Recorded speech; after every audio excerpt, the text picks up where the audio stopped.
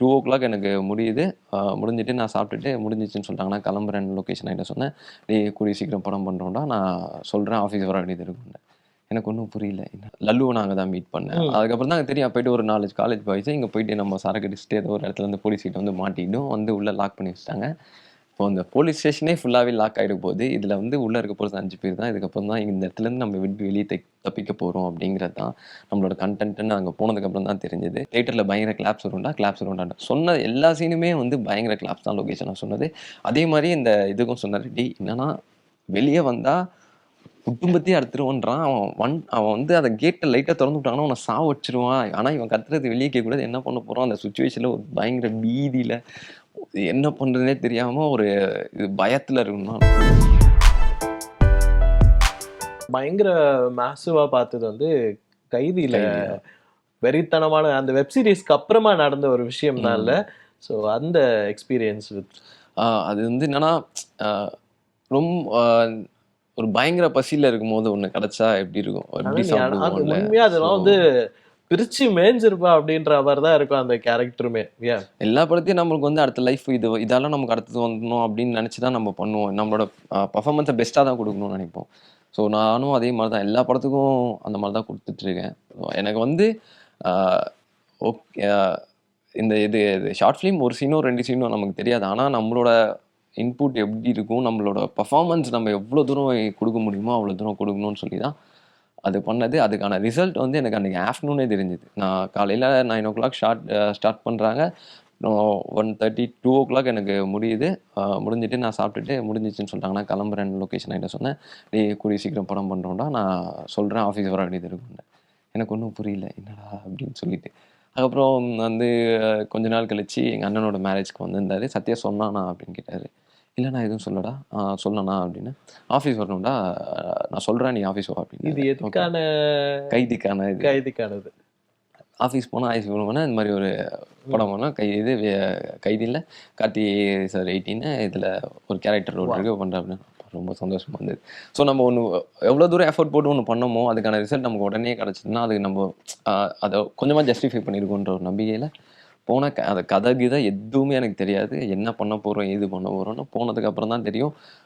அங்கே வட்சன் என் ஃப்ரெண்டு இருந்தான். ஸோ நானும் அவனை டான்ஸ் கிளாஸ்லேருந்தே ரொம்ப ஃப்ரெண்ட்ஸு. ஸோ அதுக்கப்புறம் லல்லுவை நான் அங்கே தான் மீட் பண்ணேன். அதுக்கப்புறம் தான் எனக்கு தெரியும் போயிட்டு ஒரு 4 காலேஜ் பாய்ஸ் இங்கே போயிட்டு நம்ம சரக்கு அடிச்சுட்டு ஏதோ ஒரு இடத்துல வந்து போலீஸ் கிட்ட வந்து மாட்டிக்கிட்டோம். வந்து உள்ளே லாக் பண்ணி வச்சுட்டாங்க. இப்போ அந்த போலீஸ் ஸ்டேஷனே ஃபுல்லாகவே லாக் ஆகிட போகுது. இதில் வந்து உள்ளே இருக்க போகிறது 5 பேர் தான். இதுக்கப்புறம் தான் இந்த இடத்துலேருந்து நம்ம விட்டு வெளியே தப்பிக்க போகிறோம் அப்படிங்கிறது தான் நம்மளோட கண்டென்ட்னு அங்கே போனதுக்கப்புறம் தான் தெரிஞ்சது. ஸோ இதில் வந்து என்னென்னா எல்லா ஆர்டிஸ்ட்டுக்குமே எல்லாருமே இருப்பாங்க, படம் ஃபுல்லாக இருப்பாங்க. ஆனால் அவங்கவுங்களுக்குன்றத ஒரு சீன் தான் இருக்கும். அந்த ஒரு சீன்ல எல்லாரோட பெஸ்ட்டும் நம்ம கொடுக்கணும். ஓகே. லல்லுக்கு வந்து அந்த கழுத்தர் அதுக்கு முன்னாடி அவனோட அந்த லவ் அந்த போர்ஷன்ஸ் இருக்கும்.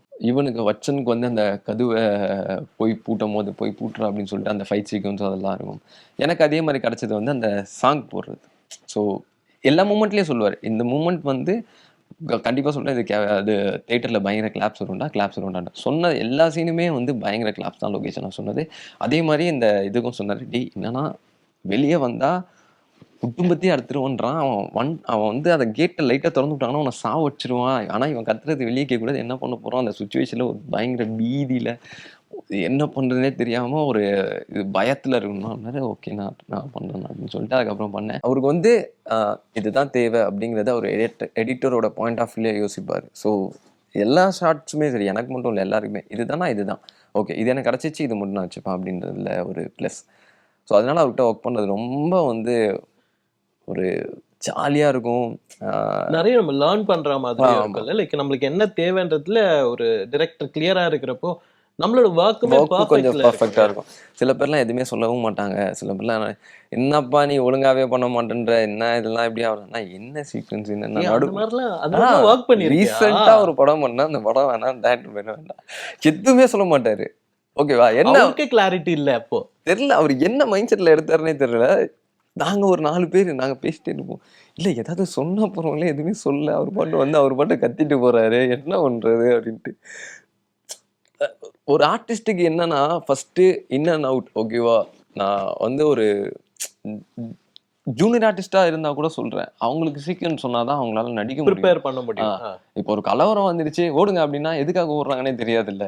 சோ புலி வருதா இல்ல மக்கள் துரத்துறாங்களா ஏதாவது சொன்னாதானே அந்த ஓடுறது இருக்கட்டும். அந்த மாதிரி எல்லா டேரக்டர்ஸுமே என்னன்னா ஆர்டிஸ்டுக்கு கொஞ்சம் புரிய வைக்கணும். அதுதான் வந்து ஒரு டைரக்டருக்கான ஒரு இதுவும் சரி இதுவும் சரி. லொகேஷன் என்ன பண்ணுவோம்னா இன் அண்ட் அவுட். இதுக்கு முன்னாடி என்ன அது வந்து ஒரு கட்டிங் பாயிண்ட் ஆஃப் வேற மாதிரி இருக்கும். கைதி இந்த சீக்வன்ஸ் இங்க நடந்துட்டு இருக்கும்டா, இதுக்கப்புறம் இந்த சீன் இங்க வரப்போதா, இதுக்கப்புறம் இப்படி போக போகுதான்னு ஒவ்வொரு சீனுக்கும் ஒன்னும் வந்து சொல்லிட்டு புரிஞ்சிடும். ஓகே. ஸோ அந்த மாதிரி சொல்ல இது லாஸ்ட் டைம் பண்ண போலாம் சரியான காமெடி.